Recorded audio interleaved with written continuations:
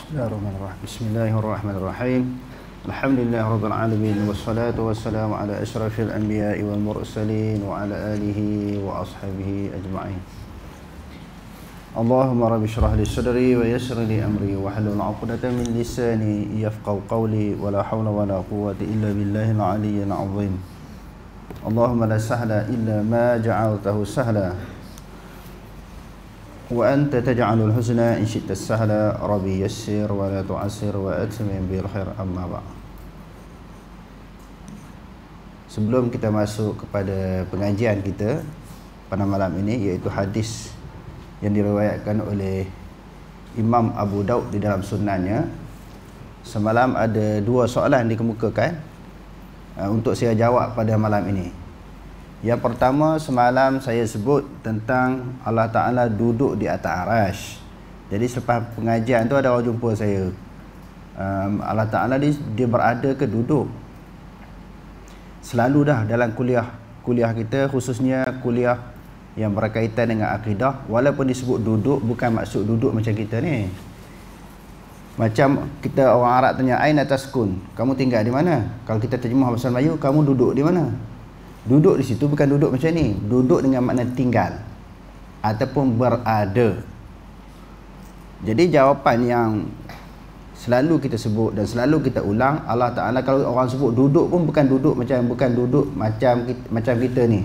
Maknanya dia berada. Duduk dengan maksud berada di atas daripada arash. Makhluk Allah Ta'ala yang paling tinggi adalah arash. Allah Ta'ala berada. Kadang-kadang kita tersebut duduk, orang kata duduk macam tu. Duduk maknanya berada di atas daripada arash.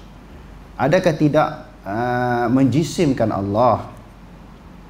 Kerana sesuatu yang berada di pihak, maknanya pihak atas, bawah, tepi, kanan, depan, belakang ini, sesuatu yang berpihak ataupun berarah, maka dia berjisim.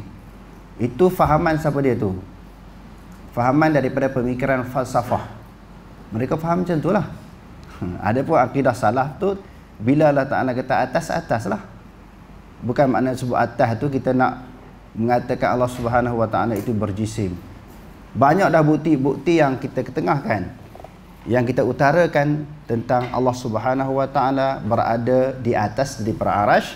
Cuma malam ni saya nak baca satu kitab je. Sebab kalau nak tengok yang lama-lama tu banyak lagi kita bagi tahu kitab-kitab yang dikemukakan oleh ulama yang berpegang dengan akidah salaf bahawa Allah Ta'ala berada di atas daripada arash. Yang kitab yang muktabar yang diguna pakai oleh semua pondok-pondok di Nusantara ini, seperti di Malaysia, Indonesia, Brunei, Singapura, Thailand, iaitu Durus Samin. Durus Samin ini ditulis oleh siapa? Oleh Syekh Daud Al-Fatani. Syekh Daud Al-Fatani ini tak asing lah bagi kita di Nusantara ini, khususnya di Thailand, sebab dia orang asal, orang petani Thailand, dan juga di Malaysia, menjadi sukatan pelajaran kita di pondok-pondok sekolah agama, dan juga dibaca di masjid dan di surau. Dia ada yang Jawi dan dia ada yang Rumi.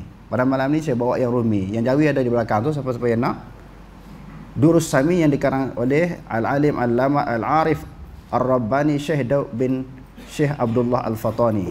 Kalau dalam versi Melayunya, muka surat 133 dan 34.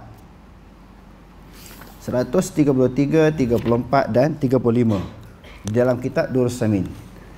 Lalu Syekh Daud mengemukakan ayat-ayat yang berbentuk ayat mutasyabihat. Apa maksud ayat mutasyabihat? Iaitu ayat kesamaran yang kita tidak jelas tentang maksudnya. Jadi bila sampai tentang ayat mutasyabihat ini, dia kemukakan bait syair yang dikarang oleh Ibrahim Al-Laqani. Ibrahim Al-Laqani ini dia muncul ataupun dia wujud 1000 tahun lebih setelah kewafatan Rasulullah SAW. Lalu di dalam nak membahaskan tentang ayat mutasyabihat, Syekh Ibrahim Al-Laqani menyebut wa kullu nasin awhama tashbiha awilhu aw fawid warum tanziha. Dan tiap-tiap nafs Al-Quran atau hadis yang mewahamkan maknanya timbul kesamaran, yang maksudnya tak jelas. Yang mewahamkan ia akan serupa dengan baharu. Ayat-ayat Quran, hadis-hadis yang di sudut zahir ni macam serupa dengan makhluk. Allah Ta'ala ni macam serupa dengan makhluk ataupun baharu. Macam mana kalau kita jumpa ayat-ayat begitu? Seperti menunjukkan ada berjihad, seperti firman Allah, ya khafuna rabbahum min fawqihim.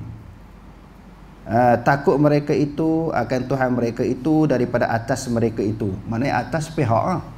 Bila kata-kata ada di pihak, sudah tentu dia berjisim. Di sudut akalnya kadang-kadang dia faham macam tu, tetapi ulama salaf dia tak faham macam tu. Kalau kata atas itu ayat yang pertama, sebahagian daripada ayat-ayat mutasyabihat. Wa jaa rabbuka, dan telah datang oleh Tuhan engkau. Datang ni maknanya bergerak lah, sama ada intiqal ataupun harakat, taharuk, bergerak daripada satu tempat ke satu tempat. Ini semua sifat baharu. Contohnya nuzul, daripada atas ke bawah, hadis nuzul. Jadi golongan Asy'ariyah ataupun golongan Khalaf, mereka takwilkan ayat ini. Sebab tu dia kata wajib takwil.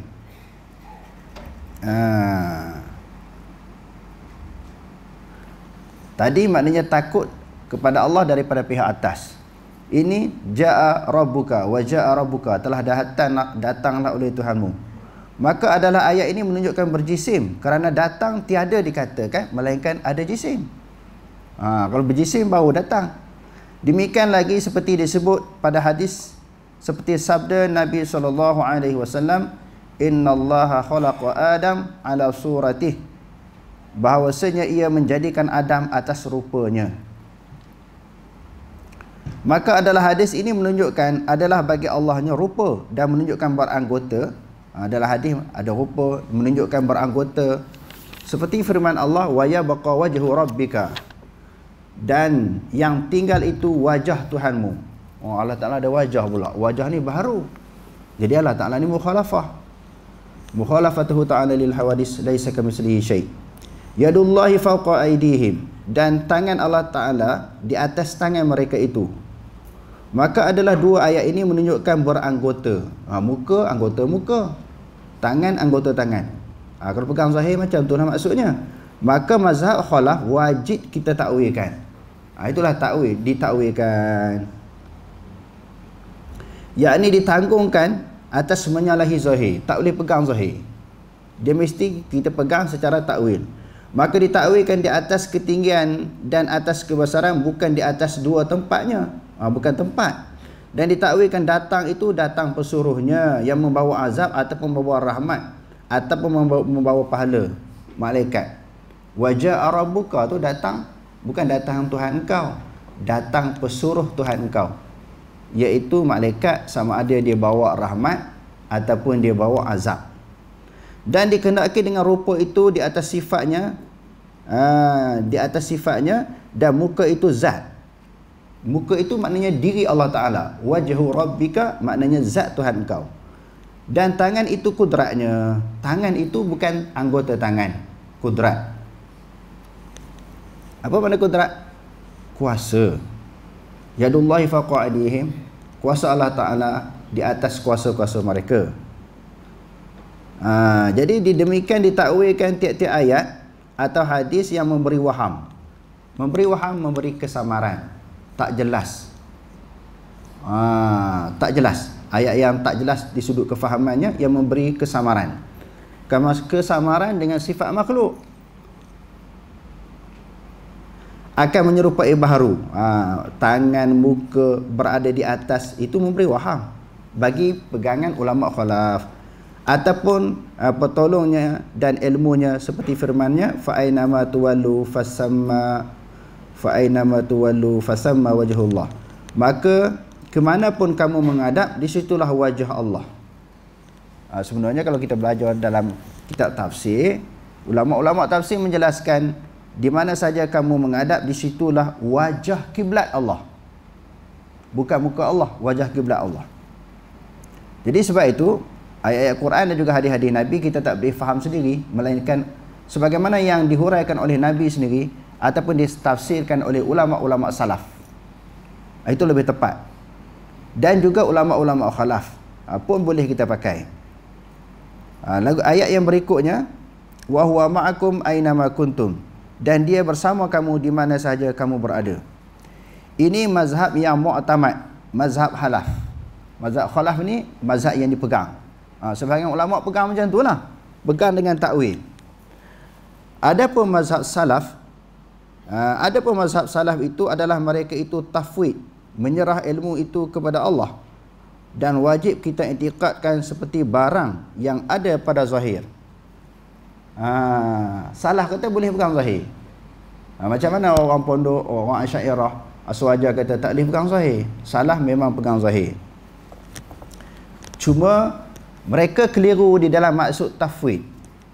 Mereka kata tafwid ini maknanya tafwid makna salah tak tahu makna. Makna bila dikaitkan dengan yadullah, wajhullah, ar-rahmanu ala arsyis istawa, kami tak tahu, serah kepada Allah Taala. Mereka faham tafwid macam tu.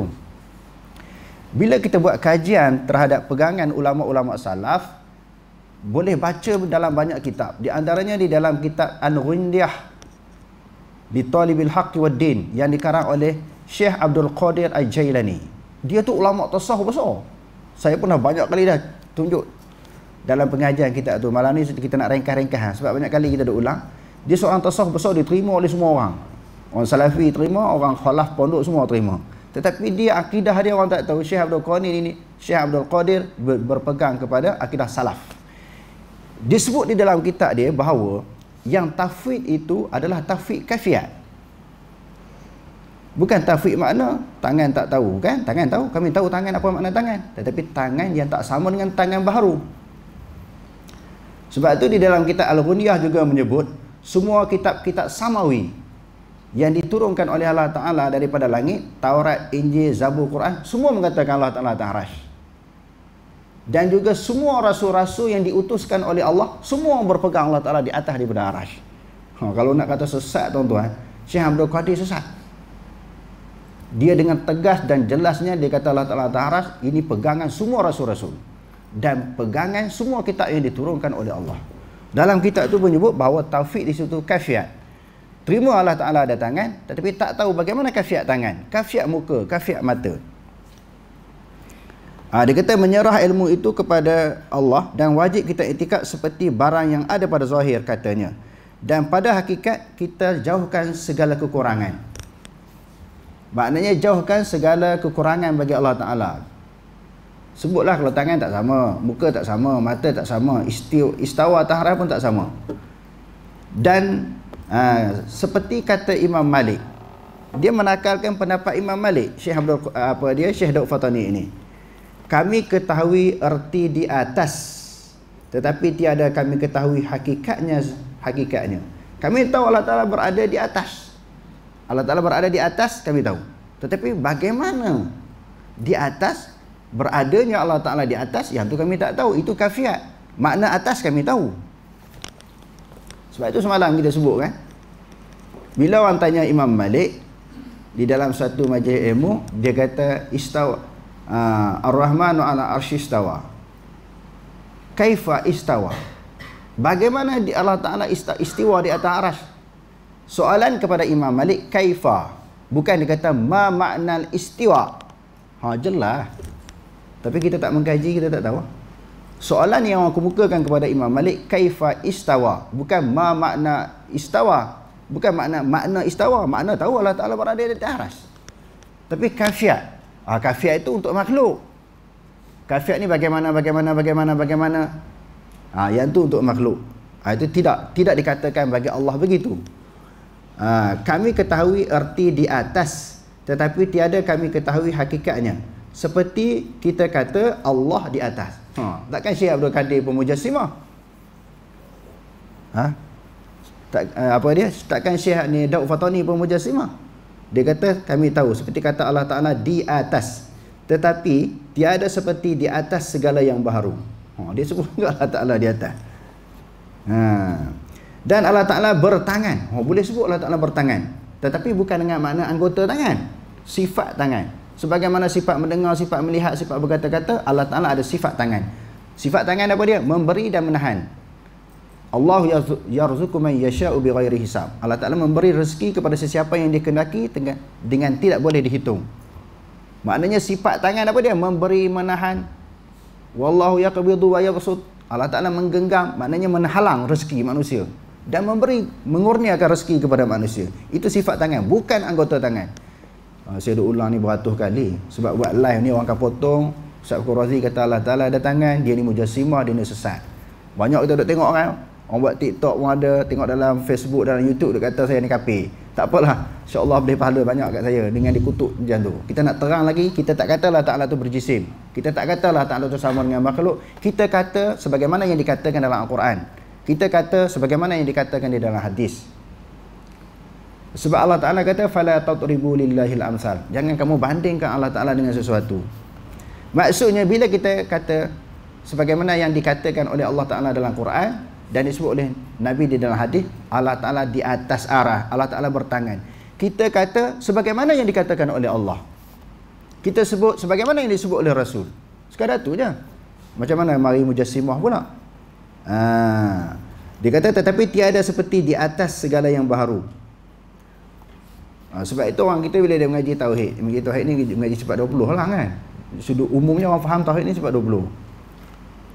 Kalau begitu, kalau kita kata Allah Ta'ala atas arah, dia akan tanya soalan. Kalau begitu, kalau macam tu, menyamakan Allah Ta'ala, kalau ni tak ada bagi Allah.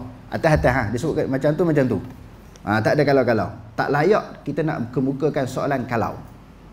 Dalam pengajian tauhid, dia terima sahaja. Maknanya tanpa pertikaian.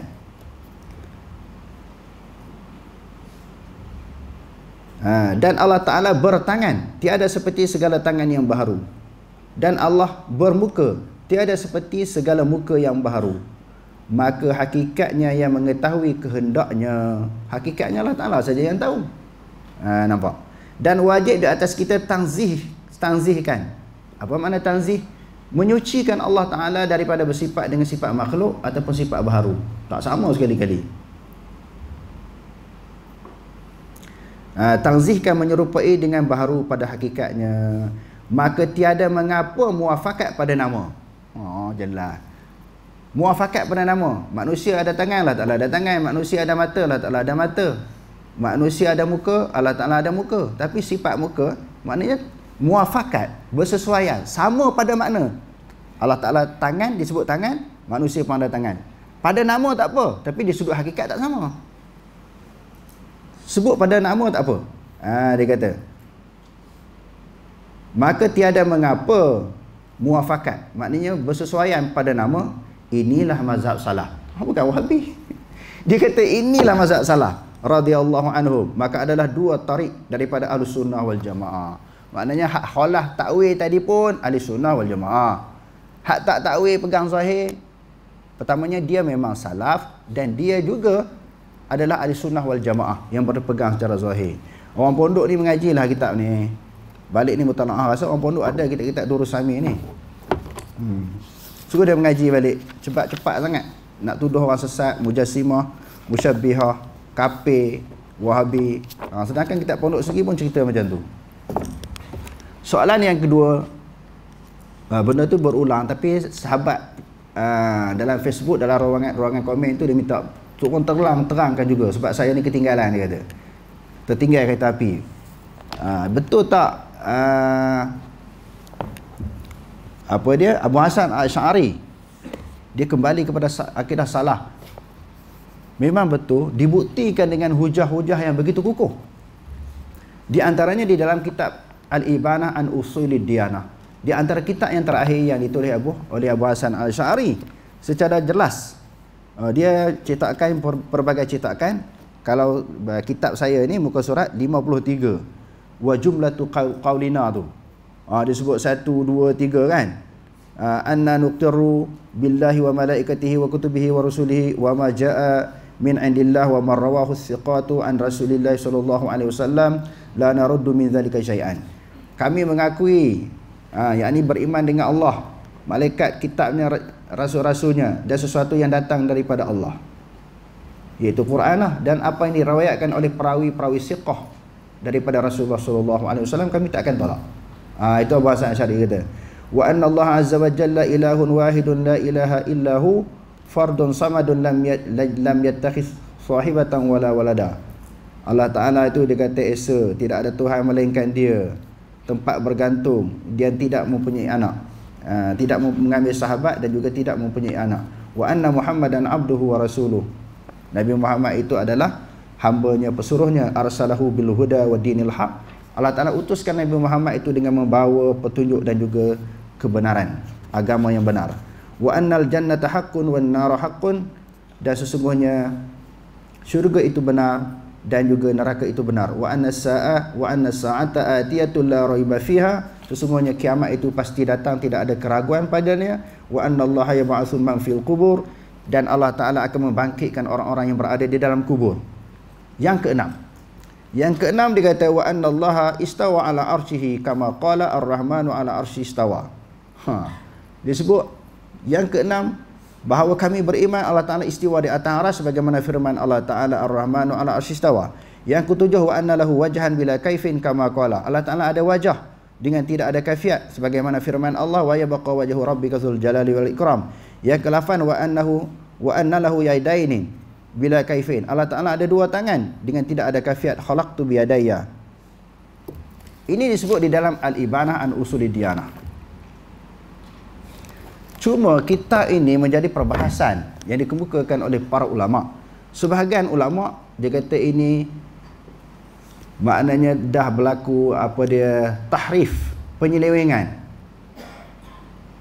Orang yang mengaku bahawa Al-Ibanah ini ada penyelewengan, dia kena buktikan di sudut fakta berdasarkan kepada kajian siapa yang mentahrifkan.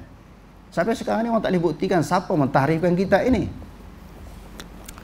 Kalau kita ini ditahrifkan, yang kata Allah Ta'ala atas arasy dia berpegang kepada akidah salaf, macam mana dalam maqalat Islamiyin benda yang sama disebut di dalam Ibanah. Tapi maqalat Islamiyin Abu Hasan Asy'ari kita ni tidak ditolak oleh sesiapa pun, sedangkan ayat dia sama sebagaimana ayat di dalam Ibanah. Kitab yang ketiga Ar-Risalah ila Al-Saghri. Yang ni pun saya telah tunjukkan. Malah ni banyak sangat saya tak bawa. Ayat dia pun sama sebagaimana yang ada di dalam Ibanah, sebagaimana yang ada di dalam maqalat Islamiyin. Ini kajian para ulama Sayran ala Khutail Al-Asy'ari, perjalanan hidup Abu Hasan Abu Hasan Al-Asy'ari pun menunjukkan dia kembali kepada ulama salaf.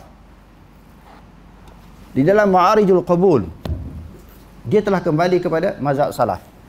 Begitu juga di dalam kitab Ithaf Sadatil Muttaqin Imam Zabidi jilid yang kedua, syarah kepada Ihya Ulumuddin.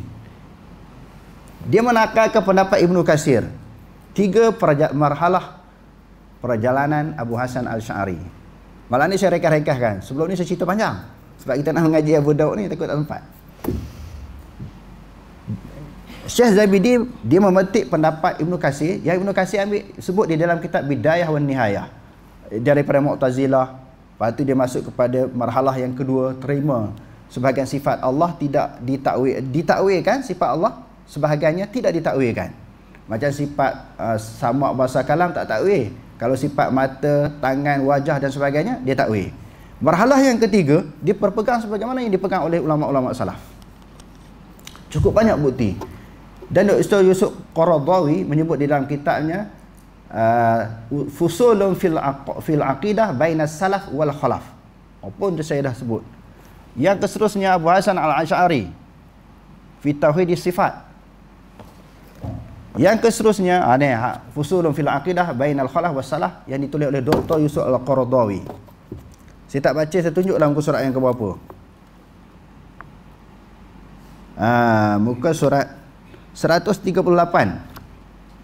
Kalau 136 dia cerita bukan saja Abu Hasan Asy'ari, ulama-ulama khalaf banyak kembali kepada salaf. Tuan-tuan boleh belilah kitab ni dan dia ada terjemah. Fusulun fil aqidah bainas salaf wal khalaf. Bukan saja Abu Hasan Asy'ari, bahkan ulama-ulama khalaf pun banyak kembali kepada akidah salaf. Sebab Dr. Yusuf Qaradawi kata mereka dah berenang di tengah lautan yang dalam ilmu kalam ini. Mereka dah penat. Mereka dah habis masa 10 tahun bergelombang dengan ilmu kalam, ilmu falsafah, dengan akidah khalaf ini. Mereka dah akhirnya mereka kembali kepada salaf. Dan para ulama membuat kajian, kitab yang paling masyhur, paling hebat, paling lengkap menceritakan tentang sejarah perjuangan Abu Hasan Al-Asy'ari, Tabyin Kizbil Muftari Fima nusiba ila Abi Hasan Al-Asy'ari, yang dikarang oleh Ibnu Asakir. Yang ni paling lengkap, paling tepat. Dan ada ustaz di Malaysia ni kata, dalam ni Ibnu Asakir tak sebut yang Abu Hasan Al-Asy'ari kata Allah Ta'ala atas arah. Padahalnya ada. Tak tahulah cetakkan dia silap ke ataupun dia tidak jujur dengan ilmu. Dalam kitab ni jelas. Muka surat 120. Wa jumlatu qaulina an nuqira billahi wa malaikatihi, sampai habis ayat yang saya bacakan tadi, dinakalkan oleh Ibnu Asakir di dalam kitab Tabyin Kizbil Muftari Fima nusiba ila Abil Hasan Al-Asy'ari, yang dikarang oleh Ibnu Asakir. Banyaklah. Kalau saya nak buktikan, berpuluh-puluh kitab yang membuktikan, yang menyatakan bahawa Abu Hasan Al-Asy'ari memang peringkat marhalah yang ketiga sebelum dia wafat, dia kembali kepada akidah salaf. Tapi kenapa mereka lawan juga? Sebab mereka kata kitab ni tipu, tahrif, dipesongkan. Sebab dia orang nak pegang apa lagi, Datuk Guru dah berpindah. Kalau Tok Guru dah berubah, mereka tak berubah lagi, nampak sangat salah. Lebih baik kata semua tak betul. Semua ni tak betul, semua kitab Wahabi. Sedangkan yang ditarang ni tak ada kaitan, yang kita kemukakan tadi tak ada kaitan langsung dengan Wahabi. Macam Ibnu Katsir sebelum lahirnya Muhammad bin Abdul Wahhab. Ibnu Asakir sebelum lahirnya Syekh Ibnu Taimiyah, sebelum lahirnya Muhammad bin Abdul Wahhab. Berpuluh kitab kalau saya nak tunjuk. Kenyataan yang membuktikan Abu Hasan Al-Asy'ari dah kembali kepada ulama salaf. Tapi sekali dua ni dia orang duk lawan juga. Sebab apa tak nak ikut? Sebab dia orang memang dah pegang dah benda tu. Bahawa akidah ilmu kalam ni dah menjadi sebati. Takkan senang-senang nak berubah, nak ikut apa dia? Abu Hasan Al-Asy'ari yang telah kembali. Tu yang duk cerita juga tu. Atau Wahabi reka, Wahabi ni tahrif. Padahalnya tak ada kaitan langsung dengan Wahabi. Banyak lagi tuan-tuan, Al-Luma', Kitabul Luma' fi raddi ala ahli zaigh wal bid'ah. Abu Hasan Al-Asy'ari orang sangat ulama yang sangat hebat, sangat alim. Dia banyak tulis kitab-kitab yang berkaitan dengan akidah. Tapi kitab-kitab yang kita jumpai semua ni telah kembali kepada ulama, kepada pegangan salaf. Okey, satu soalan daripada saya yang orang duk kata dia tak keluar, dia tak kembali. Ada tak kitab yang ditulis sendiri dengan tangan Abu Hasan Al-Asy'ari mengatakan Allah Ta'ala tak bertempat? Tuan-tuan jumpa tak? Selama saya duk kaji bertahun-tahun tak jumpa satu kitab yang disebuahkan kepada Abu Hasan Al-Asy'ari di mana Abu Hasan Al-Asy'ari ini kata Allah Ta'ala tak bertempat. Tak ada. Semua kita ada, semua kata Allah Ta'ala berada di atas di beraras. Hak kata tak bertempat tu tak ada. Dan dia kena bezakan antara Abu Hasan Al-Asy'ari dengan Asy'ariyah. Dalam kitab Asy'ariyah ada. Dalam kitab Asy'ariyah ada. Abu Hasan Al-Asy'ari tak sama dengan Asy'ariyah. Sebab dia telah kembali kepada pegangan salaf. Okey, itulah sepintas lalu sebagai menjawab soalan yang dikemukakan semalam. Hadis yang ke-222. Okey, sudah.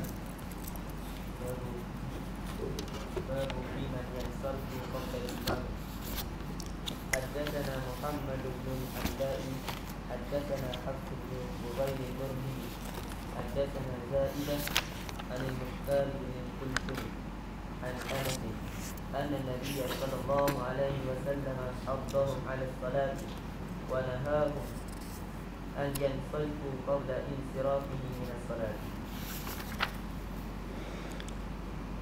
Bab seseorang yang beredar sebelum imam. Apakah yang dimaksudkan beredar sebelum imam? Yang pertama, berhubung dengan hadis yang kita bacakan tadi, pengajaran yang pertama, Rasulullah SAW menggalakkan para sahabat sembahyang berjemaah. Sebab tu ada hadis-hadis kan yang Rasulullah nak bakar rumah kan.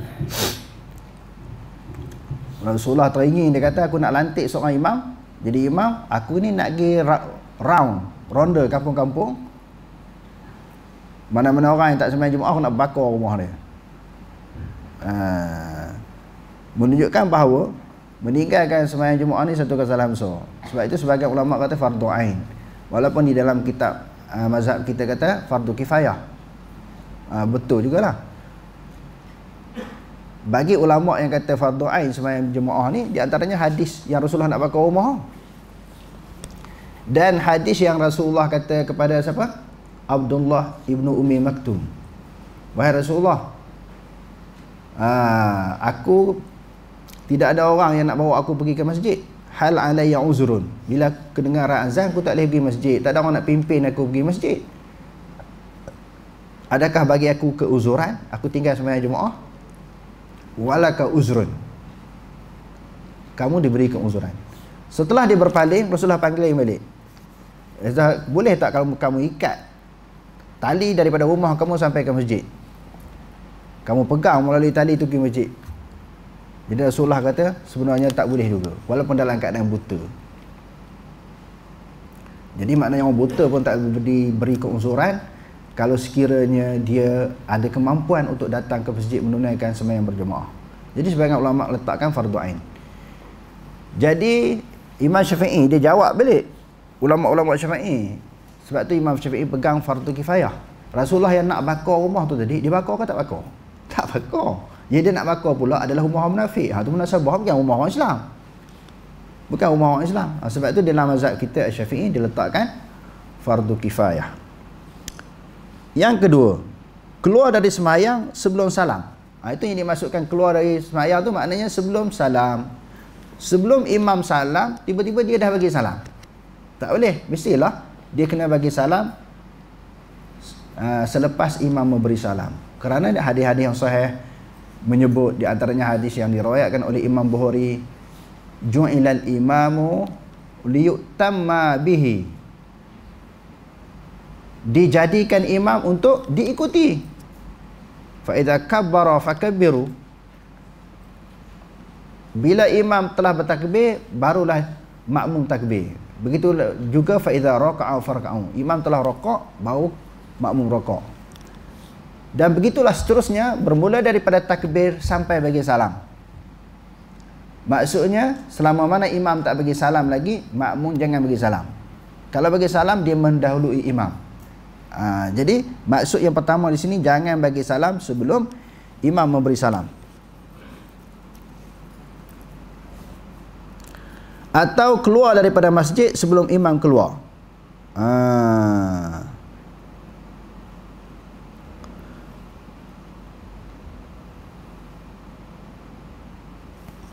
Jadi maknanya dia kata ihtimal yang kedua yang dikemukakan oleh ulama, atau keluar daripada masjid sebelum imam keluar. Sebab apa? Sebab kalau dia keluar dulu daripada masjid sebelum imam keluar, kok jadi sesuatu di dalam sembahyang tadi, kok imam terlupa sesuatu rukun. Macam kes yang berlaku kepada hadis yang disebut oleh Zul Yadain. Rasulullah sembahyang, kita dah belajar orang kan, sama ada sembahyang zuhur ataupun sembahyang asar, Rasulullah sembahyang 2 rakaat. Lepas tu dia keluar daripada masjid. Dia duduk di sebelah satu kayu, dia sandar badan dari situ. Lalu pakat senyap belaka lah, orang tahu belaka Rasulullah sembahyang 2 rakaat, sedangkan sembahyang zuhur atau sembahyang asar ke 4 rakaat. Seorang pun tak berani nak tanya. Nak tanya segan ataupun takut dengan Rasulullah ni. Tapi hati duk wah-wah ni, kenapa sembahyang zuhur 2 rakaat? Jadi Zul Yadain ni, dia tak puas hati. Orang lain segan nak tanya. Dia pun tanya Rasulullah, ya Rasulullah, aku surati salah am nasita? Dibuat tangan macam ni kepada Rasulullah. Lalu dia digelar oleh ulama-ulama hadis Zul Yadain, orang yang mempunyai 2 tangan yang panjang. Wahai Rasulullah, adakah dikosarkan sembahyang? Sebab apa dia tanya macam tu? Sebab wahyu tak sempurna lagi, tak lengkap lagi, mungkin boleh berubah. Macam isu arak 3 kali kan. Isu apa lagi? Banyak lagi, maknanya peringkat permulaan Islam macam ni, selepas macam ni. Di antaranya makan lagi unta. Peringkat permulaannya kena ambil sembahyang, lepas tu tak boleh ambil sembahyang lah. Hukum tu sentiasa berubah. Di Madinah lain, di Mekah lain, tengok sampai di Madinah lain pula berubah. Banyak hukum-hukum syariat ataupun hukum fiqh, peringkat permulaannya lain, kadang-kadang di pertengahannya lain, penghujung usia Rasulullah lain. Di antaranya lagi apa dia? Ziarah kubur. Kuntu nahaitukum an ziyaratil kuburi fazaruha fa innaha tuzakkirukumul akhirata. Sebelum ni aku larang kamu ziarah kubur. Sebab dia ziarah kubur meratap. Dah iman yang dimiliki oleh para sahabat dah kuat, dah kukuh, tak meratap lagi. Lalu Rasulullah kata fazaruha. Pergilah ziarah kubur. Fa innaha tuzakkirukumul akhirata. Dengan menziarahi kubur itu, kamu dapat ingat kepada alam akhirat. Maknanya boleh berubah tak? Berubah sebab wahyu tak sempurna lagi. Belum diturunkan ayat Al-Quran, al-yawma akmaltu lakum dinakum wa atmamtu alaikum ni'mati wa raditu lakumul Islam madina. Islam tak lengkap, tak sempurna lagi. Hukum-hukum syariat tak sempurna lagi. Quran pun tidak diturunkan secara lengkap dan sempurna. Maka hukum boleh berubah. Jadi Zulyadain tanyalah, adakah dikuasakan semayang 4, Allah Ta'ala suruh 2? Ataupun amnasita, ataupun memang kamu lupa wahai Rasulullah. Lalu Rasulullah bila dengar soalan daripada Zulyadain, dia tanya, aha kadza kama qala Zulyadain, adakah begini sebagaimana yang disebut oleh Zulyadain? Aku sembahyang 2 rakaat sembahyang Zuhur tadi. Sahabat kata ya. Rasulullah pun pergi masuk terus dalam masjid, Allahu akbar. Dia tambah je satu lagi, bukan dia kata buat balik. Ingat bukan buat balik. Terus sambung 1 rakaat tadi, lalu buat sujud sahwi. Jadi takut bila kita keluar dulu daripada imam, kita balik, tiba-tiba imam berlaku sesuatu kesilapan, dia teringat dia masuk sembahyang balik, kita duduk di rumah lah. Ataupun kita dah keluar masjid surau, padahalnya imam masuk sembahyang balik, mungkin dia buat sujud sahwi kan masa tu, kita dah bagi salam dulu pada imam kan. Itu di antara benda yang tak boleh. Kena tunggu sampai imam bagi salam, duduk sebentar tu, kita tengok imam pun okey, tak adalah dia maknanya tersilap dalam sembahyang, dia pun tidak melakukan sebarang perubahan, maka tak apalah, kita beredar. Yang ketiga, takut berlaku ikhtilaf. Sebab apa? Tadi dia kata jangan bagi salam dulu daripada imam. Pendapat yang kedua kata jangan keluar masjid dulu daripada imam. Sebabnya takut imam tersilap tadi, imam akan memperbetulkan sembahyang dia. Yang ketiga, takut berlaku ikhtilaf. Maknanya orang perempuan pun sembahyang di zaman Nabi, bila imam bagi salam, jangan terus keluar. Tadi jangan bagi salam sebelum imam. Yang keduanya setelah bagi salam pun jangan keluar lagi. Bagi ruang masa kepada kaum muslimat untuk keluar. Sebab zaman Nabi selepas bagi salam, orang perempuan keluar dulu. Jadi kalau orang lelaki pun bangun keluar, takut ikhtilaf bercampur. Jadi keluar melalui satu arah, berlaku percampuran lelaki perempuan. Sebab itu tak boleh. Ataupun sebahagian ulama mengihtimalkan makmum yang masbuk qiyam dulu sebelum imam bagi salam. Makmum yang masbuk dia tertinggal 1 rakaat ke 2 ke 3 kan. Imam dah duduk tahiyat akhir, dia pun bangun terus sambung rakaat yang dia yang tertinggal. Tak boleh. Dia kena selesai dulu imam bagi salam, baru dia bangun. Salam pertama pun okey dah, sebab salam yang kedua tu sunat. Imam nak assalamualaikum warahmatullahi. Dia boleh dah bangun. Makmum yang masbuk tadi, kalau dia nak sambung.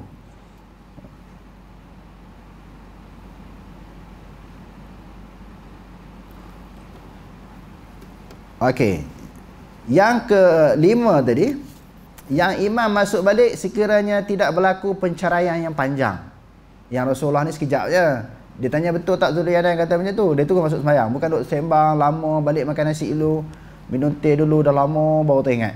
Oh, tertinggal sembahyang. Tak boleh masuk Itu dah berlaku penceraian yang panjang daripada salam dan ketika dia teringat apa kesalahan yang dia buat. Itu tak boleh. Itu batal sembahyang. Okey, terus.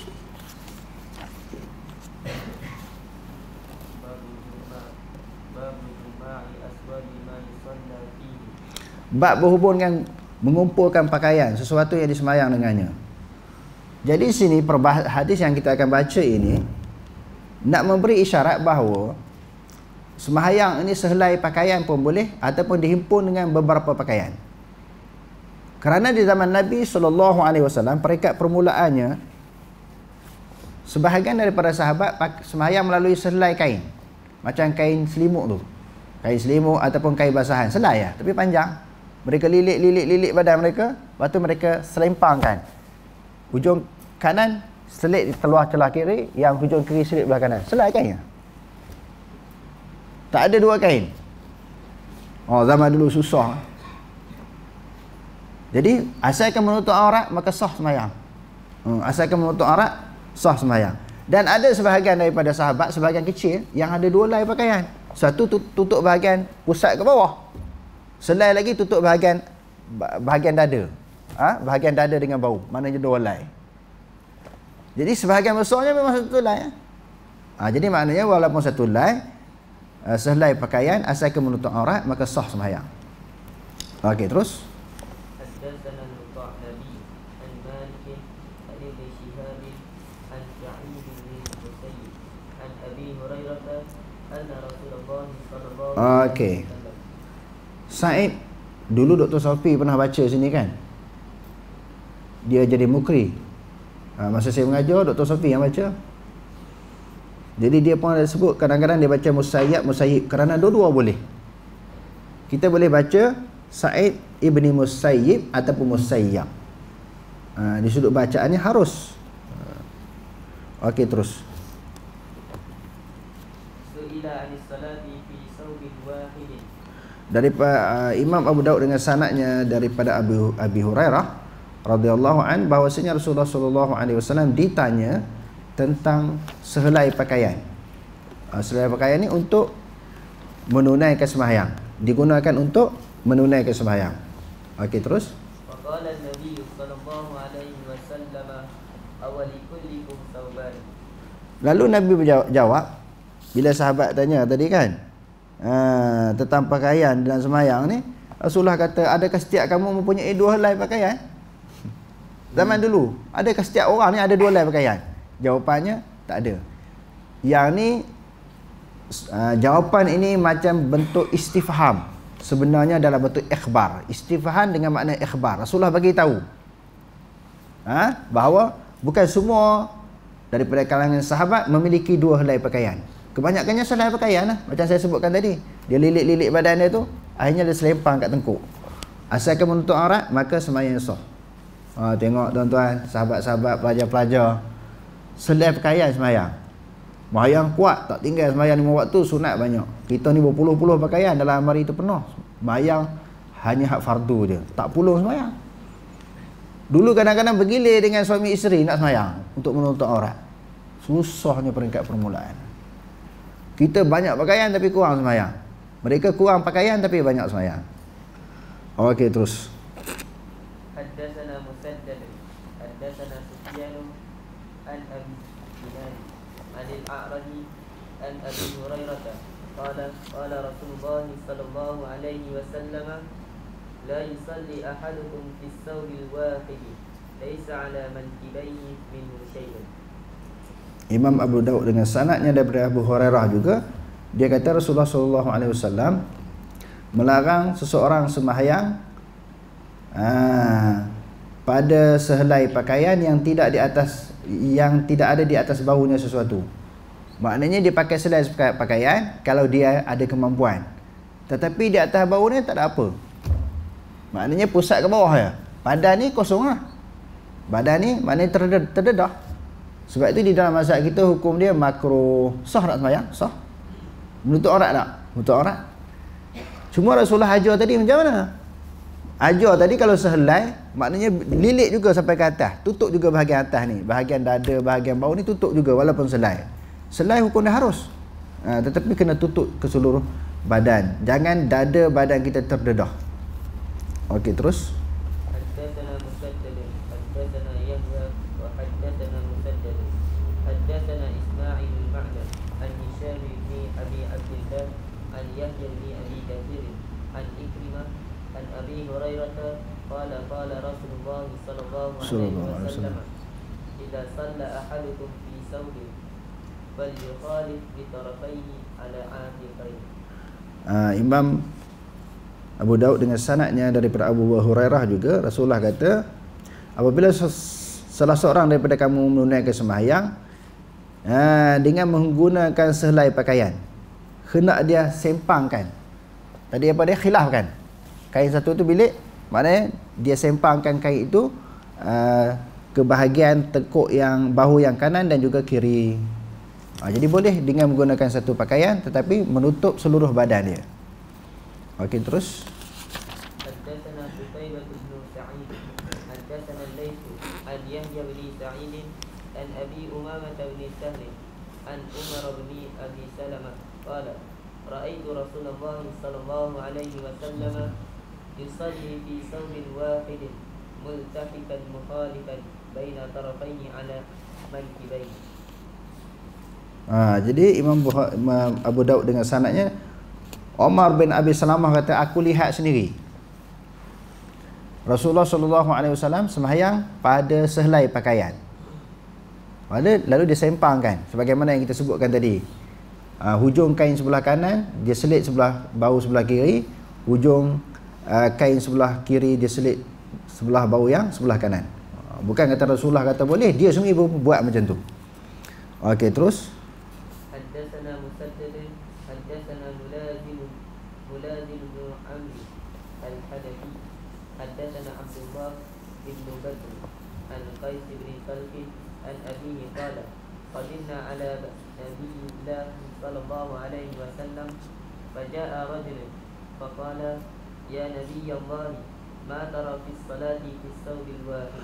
Jadi dalam riwayat ini Qais bin Talak ini kata dia daripada ayahnya. Ayah dia kata kami pergi bertemu dengan Nabi SAW. Maka datang seorang lelaki tanya. Masa kami datang jumpa Rasulullah tu, orang tanya Rasulullah, wahai Nabi Allah, apa pandangan kamu seseorang yang sembahyang dengan menggunakan sehelai pakaian? Okey, terus. Qala fa atlaqa Rasulullah sallallahu alaihi wasallam izarahu faraqa bihi rida'ahu. Dia Rasulullah pakai dua helai hari itu. Satu pakaian biasa, satu ridak. Ridak ni hadut atas bau tu. Rasulullah buang satu. Jadi nak tunjukkan bahawa selai pun boleh. Walaupun pada waktu itu dia mengenakan, dia memakai dua helai pakaian. Satu bahagian bawah, satu bahagian atas. Tapi bila orang tanya soalan tu, dia buang satu. Menunjukkan satu pun boleh, asalkan menutup seluruh badan. Okey, terus. Maka sehelai itu menutup kesemuanya, bahagian bawah dan juga atas.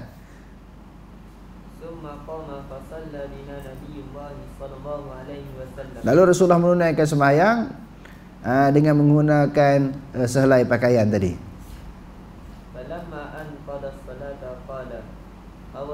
Apabila dia telah menyelesaikan sembahyang, maknanya setelah bagi salam, lalu dia bersabda, adakah setiap kamu memiliki dua pakaian? Maknanya tadi kita sebut istifham dengan makna ikhbar. Bukan dia tanya, dia nak bagi tahu. Bukan semua orang ada dua helai pakaian.